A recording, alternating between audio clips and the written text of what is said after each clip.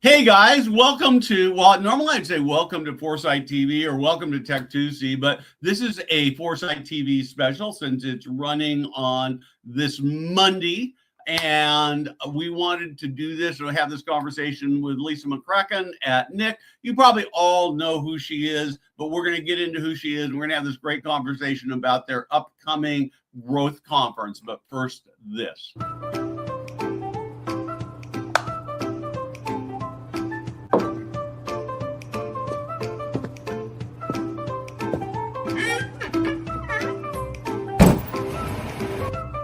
Hey guys, Steve Moran here.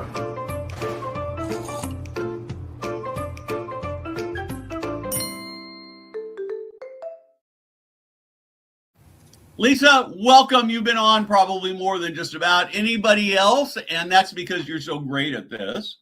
Let's start with, just in case somebody is new to the industry and says, Lisa, who are you and who is NIC? Who am I? So I am Lisa McCracken. I am by title the head of research and analytics with NIC, NIC. Some people call us the National Investment Center for Seniors Housing and Care. That's a long one. So yeah, we are a not-for-profit research data analytics organization, and our mission is to advance access and choice for older adults. And we do that providing, data research and analytics and thought leadership.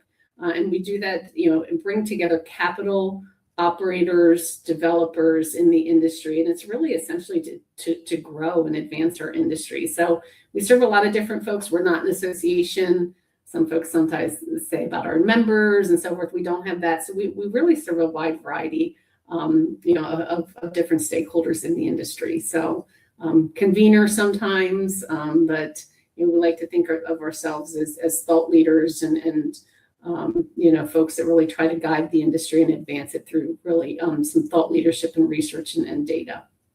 Terrific. So a long time ago, I think maybe even before I was in the industry, NIC had one big conference a year.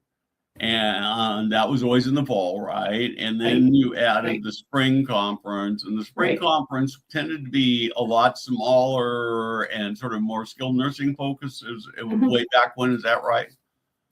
Yeah, it still is smaller, and it has definitely a healthcare bent and focus to it, where the fall is definitely a little more capital oriented when you look at the programming and so forth. So yeah, the spring is a big conference too, but when you look at number of attendees, this past fall we had around 3,500. This spring we had 2,500. But what we're talking about here today is something totally different. Yeah, and so then about 4 or 5 years ago, you added a brand new conference. It's actually been relabeled. Originally, it was labeled, as I recall, a data conference, and now you're calling it a growth conference, but the focus is still more or less the same. So let's just talk a little bit about why there was a need for this conference. Yeah. So originally it was the data and analytics conference, and part of that was let's dive into some of the data and touch on target the analysts in the industry and so forth, and really just have a much smaller, more intimate conference. Again, 300-400 individuals and so forth. And we did that for 2 years. We got both a combination of the C-suite and the CEOs that attend our fall and spring conference, and some of those analysts, and it was still probably a little confusing as to what really is the focus and so forth. And those were successful, but I think still probably had a little bit of an identity crisis and so forth. And we actually took a step back and candidly, honestly looked some at our mission. And so really, what is the biggest gap in the industry? And looking at some of the forward needs and so forth. And, I mentioned about NIC getting behind some of the growth and so forth. We know that there's, going to be significant need for growth in our industry. And we need more operators in the industry. And one of the things that sometimes people say is, are we prepared as an industry for what the needs are ahead, and do we have enough operators? Do we have enough operators to meet the demand and so forth? So And we do hear sometimes our conferences in the spring and fall are a little intimidating. They're for the big guys and so forth. So, so there's a segment that Nick maybe has not historically touched or has been out of touch with, if you say. So we really wanted to focus on something that can enable and provide information and resources for those smaller mid-size operators that are looking to grow, that are saying, I just need some resources and information and connection and so forth. So that's the Growth Conference. And it is, unlike our fall spring conference, everybody's sitting in the sessions, and as opposed to in meetings all day and so forth. And it is, heavily attended by operators. The panels and sessions are operators up there talking in an incredibly transparent way about their growth journeys, and what they wish they knew back when they started. Everything from how do you maintain the culture and your identity as you grow, when to say yes, when to say no. We say when to say yes, when to say no, when to run away. How do you align with your capital partner? How do you find the right capital partner?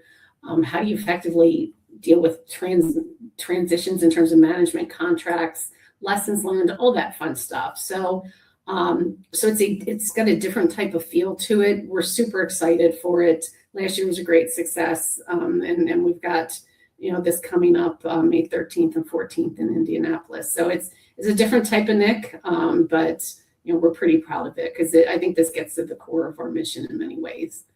So let's go a little deeper about who it is that should be attending. So new operators, existing operators, big operators, small operators. Well, so, anybody can attend, but I will tell you, we do very much do a lot of targeted marketing towards some of the smaller and the mid-sized operators. So, and both for-profit and not-for-profit. So we get, we might get some, an organization that might have 4 or 5 communities. And, now we probably aren't going to get the big, we've got 100 communities and so forth. Now, if they want to come, they can. But, I would say some of the programming might be, they've already been on those journeys and so forth. Now, they might be a panelist saying, hey, we learned this the hard way. Let me tell you this. But we also have people up on stage that are still going through their journey a little bit too, at our various stages of growth. So, so we've got a lot of folks that might have 5, 10 communities looking to go to 12, 15, at 15 looking to go to 20, and so forth. But so it's definitely heavily attended by those smaller operators. But then you do have some capital there, because one of the challenges that some of the smaller mid-sized operators have too is in accessing capital. Yeah. Like they might be a little more limited, and sometimes if you're a large, big operator, attracting capital is a little easier, candidly. Honestly, you're on the radar, you've got existing relationships, you've got a bit more of maybe a proven track record. Hey, look at my portfolio. So, so there's a little bit of that access there, but in a much smaller way, not like the spring or fall, but it's a majority a peer type of setup from operator to operator again. And if you look at the attendees, it's probably some names that you've not seen before. They might just be smaller, local, regional folks, and maybe the family business that has the typical history of, we've got a handful and we recognize we need a little more scale to grow. So just sort of wondering about this a little bit, as you know, I have a stepfather who's in a residential care community, and I've long been a big fan of sort of the small home, not sort of the Eden alternate, but just sort of the small, intimate setting. When I first got into the business many years ago, I developed some 15 beds. So my heart really is in that, and I was really pleased to see at the last NIC conference that you had a number of those folks. You had a number of those folks on stage, and that was really terrific. So would this be a good place for them as well? Sure. I mean, it can be. So like whatever your model is at an individual community, that's fine too. But even some of those can benefit from multiple of those types of communities in different locations, even if the individual location has a certain type of, again, model that they live by, like, maybe a household setting or something like that. That is different. So because even those organizations, there's benefit from scale, obviously spreading the overhead around, and the benefits, and but we talk transparently too during this conference is where can bigger not be better. So like sometimes that with the larger scale, you need to adapt in certain way. You got more layers and levels. So does the decision making slow down? Okay, how do you adapt to that? So those are some of the transparent conversations we have too. Yeah. It's interesting you say that, because for as long as I've been doing thought leadership in the industry, there seems to be this ongoing conversation of, can you be really, really successful? But is there a point where senior living organization gets too big?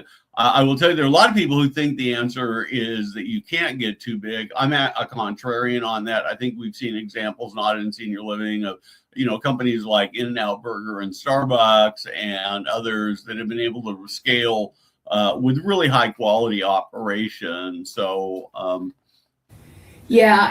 tried to tackle this from a research standpoint once. I feel like this is like a PhD dissertation, like times 10. And there's got to be some business schools that have tackled this too, like how big is big enough and how big is too big, right? And how, what is too big to fail?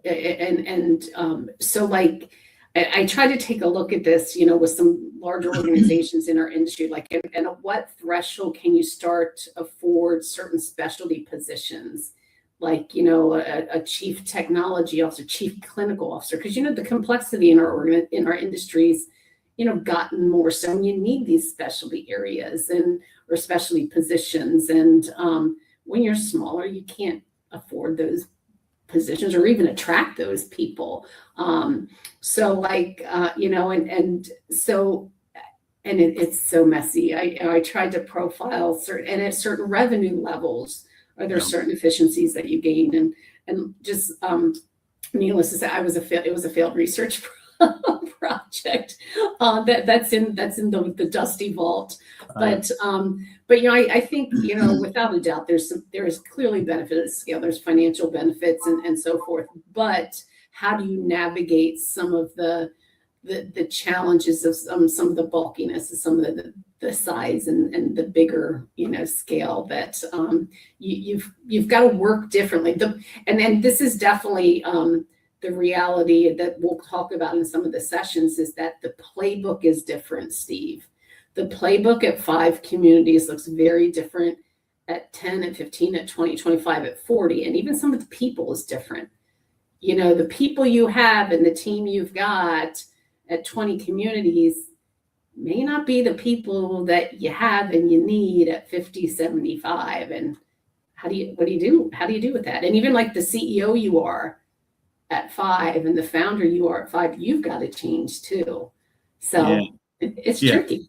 Yeah, it is. It's very, very difficult. I actually think if you ever decide to pull this out of the dustbin and revisit it, I actually think that. So I just got home last evening from the LTC 100 conference, and it was new to me. I haven't paid as much attention to the skilled nursing side as I have the rest of senior living. But I was reminded there, and I think Ensign was probably the first organization that really did this thing where they created a bunch of mini companies first at the property level, where you're the CEO of your building, and then another regional that operates very autonomously. Obviously, they have some things like some data sets and those things that are in common. And I think it's a really big model, but it was clear there, sitting in the audience, that there are a number of other skilled nursing organizations that have adopted that model. I don't know whether anybody in senior living has actually gone that step. I can't think of anybody. You might know of somebody, but It's an incredibly unique model, and some look at it and are like, my gosh, that's sort of complicated. Like, how do you sort of start that and evolve that? It's a very unique model. As you know, it's been incredibly successful for them. Yeah. Some are I don't want to say playing around with, but are definitely doing some work around some employee ownership stuff. But I'm not sure that it's structured in that way, Steve. But there's something to say about that shared ownership and where that can drive quality performance. Shared accountability. It's very interesting. Yeah. I haven't I've started on the article, but I haven't finished it yet. But there was an article a few weeks ago about fast casual dining restaurant called Texas Roadhouse. They actually didn't start in Texas. But one of the things they do that's very interesting is when you become a store manager, you have to buy in with $25,000. And if you don't, I assume they'll help you figure out where to borrow the money if you don't have it. But you can't be a restaurant owner unless you put money into this thing. But you get 10% of the net for the restaurant, which is a very powerful incentive. And I find myself thinking that's one of the great opportunities. So I don't know whether there's any conversation about those kinds of models, but that could be a super interesting topic. The only thing, we do have a session on unique partnership models between for-profit and not-for-profit. And that is a fascinating session. It's going to be a fascinating session because there are some really unique partnerships and structures. And I'm personally a very passionate fan of that because I think there's so much opportunity there. And I always feel like we've got more in common than difference between our for-profit and not-for-profit peers in our sector. And I'm really excited for that session in particular. So, that's a very minor example to what you're talking about, but I think that we can get creative and be thinking about stuff like that. And I think we quite frankly need to moving forward. I think we're pretty traditional and boxy, quite frankly, about how we are structured in our industry, to be honest with you, with some of that capitalization and structures. So the other thing that was really interesting that relates to this coming out of LTC, and I don't know, I mean, it was said from public, but I won't name the company, but apparently there's one company out there that has at least on one occasion paid an executive director, an administrator, in this case, skilled nursing, a 7-figure salary. And, it was all incentive based. And so that's really, really fascinating when you think about that. And it obviously means that they were doing everything right. And the bottom line for the facility was really significant. I haven't had a chance to dig into it. I assume it was probably a large community as well. But anyway, this growth conference sounds amazing. And it sounds like to me, it sounds like every operator, even a big operator, ought to be there because I think big operators often have things they can learn from smaller operators. Yeah, I mean, I do think there's some shared learning back and forth, and it's interesting because a number of the panelists, have said they're like, I don't always, at NIC conferences, maybe I'm in meetings all day, and some that attended last year and are here this year, they're like, it was awesome getting up there and speaking, and it felt good actually, talking and connecting with everyone, and obviously that's just sort of, powerful in that regard, and that's one of the things that I appreciate about our industry, and just the transparency and willingness, for operators to learn from one another with that. Cool. So let's talk a little bit about dates and where it's at. Okay, so May 13th through 14th in Indianapolis. So Indianapolis is like the hot city this year. I feel like they had like the Final Four there, or the college, championship. A bunch of stuff has been going on there. It's actually where we were last year as well. So So yes, we are in Indianapolis. People can register, and the price point is much lower than our spring and fall too. So just so everybody knows that we've tried to be really, much more price sensitive to this, and it's a day and a half. So we start at 1 o'clock on the 13th. So people could potentially fly in the morning, depending on where you're coming from, and then we end at 2:30 on the 14th. And just, we've got some great folks. All of our panelists are great, but we end with this, the mistakes and the lessons we've learned. And it's from some industry veterans. We've got Sue Farrow, Lynn Katzman, and Dan Lynn all speaking. And Justin Hutchins with Ventas is moderating that. And it's people say, folks that say, hey, over my career, these are things that, I'd love to share with you and what I've learned along the way, things I do differently, and just advice. And I've had a couple people that said, I'm coming just for that one. So, that's the timing. And Indy is a great, walkable downtown. And again, we think the price point's great and very doable, hopefully, for folks. Yeah. Yeah, and I one of the things that I've started doing on my live stream is I pretty much always ask the leaders I'm talking with to share a failure story and the lessons they've learned, because honestly, we tend to learn a lot more from the things we get wrong than the things we get right. When things work the way they're supposed to, we never know whether it's because we were brilliant or just lucky. So I love that. Yeah. So we, so we're in Indy again. That's where we were last year. It worked out well. So people can, you can go to nic.org and there's an events tab that you can just do a drop down menu, and you've got that here on the website as well, which takes us right to the growth website. So they're a very easy way to register. Yep. And if you get intimidated by the size of the regular NIC conferences, it's a great place to start. And I would encourage you to go do this. It'll make your businesses better and it'll help you grow more efficiently. The big thing is you talked about, right? It'll help you avoid making big mistakes, and that can be worth a ton of money. So, Lisa, thank you for joining me. And I'm looking forward to this conference in a few weeks. Thank you.